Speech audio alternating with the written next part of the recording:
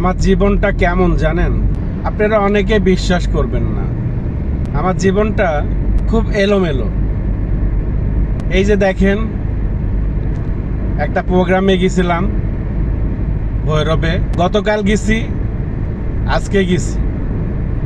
গতকাল গাড়ির সমস্যা হয়েছে, আজকেও গাড়ির সমস্যা হয়েছে। একই ডাইনামা 2বার করে চেঞ্জ করলাম।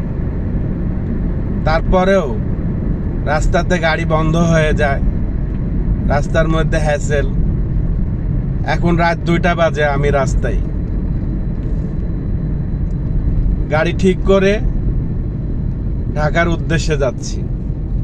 কিছুদিন ধরে খুব সমস্যায় আছি। গাড়ি মেরা দিল, রঙে দিলাম, 30-40 হাজার টাকা খরচ হলো। 30,000 না, 40,000, আর গাড়ি কাজ করালাম আরো 14,000, 50-55,000। আবার ব্যাটারি কিনলাম, আবার ডাইনামা কিনলাম, তারপরও রাস্তাতে আমাকে বসে থাকতে হয়। জানি না এমন কেন হচ্ছে। আমি তো কারো ক্ষতি করি না, কিন্তু আমার কেন এমন হচ্ছে আমি বুঝতে পারছি না। নাকি আল্লাহ আমাকে পরীক্ষা করতেছে, বড় বড় বিপদ থেকে আমাকে রক্ষা করে ছোট ছোট বিপদ দিয়ে আমাকে পরীক্ষা করতেছে। এটাও তো হতে পারে। আলহামদুলিল্লাহ, আল্লাহ যেটা ভালো চায় সেটাই শুকরিয়া মেনে নিতে হবে। জীবন মানেই যুদ্ধ, আর যুদ্ধ করতে করতে এ পর্যন্ত আসছি। সামনে আরো অনেক যুদ্ধ করতে হবে যতদিন বেঁচে থাকবো। নামাজ পড়তে পারি না বিভিন্ন কাজে কামে, হয়তো আল্লাহ সেই জন্যই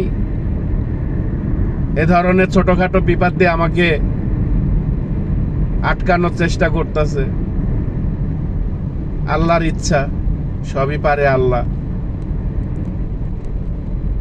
চেষ্টা করি নামাজ পড়ার জন্য, কিন্তু কোনো কোনো সময় নামাজ মিস হয়ে যায়, যার জন্য নামাজ আসলে পড়তে পারি না। তখন নামাজের উপরে একটা অনাহায়া চলে আসে, আর এই অনাহা আমাদের জীবনের জন্য আসলেই খারাপ।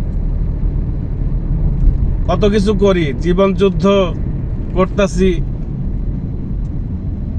কিন্তু নামাজের জন্য যুদ্ধ করি না। অনেক দিন ধরে বুকের ভিতরে খুব জ্বালা পোড়া করে, ভালো লাগে না, অস্থির লাগে, অনেক কিছু মনে পড়ে, কিন্তু কাউকে বলতে পারি না। নিজের বুকের ভিতরে চাপ দিয়ে ধরে রাখি। কষ্ট শেয়ার করলে হয়তো কিছুটা হালকা হতে পারতাম। কষ্ট শেয়ার করতে পারি না বিধায় বুকের ভিতরে জ্বালা পোড়া করে। কথাগুলো অনেক কঠিন, কিন্তু আমার জীবনে এটাই ঘটে। প্রত্যেকটা মানুষই কষ্ট করে। যেরকম আমার সামনে দেখতে পাচ্ছেন একটা মুরগির গাড়ি যাচ্ছে, সেও কষ্ট করে। অনেক মানুষ বন্যাতে আটকায় আছে, খাইতে পারতেছে না, তারাও কষ্ট করতেছে।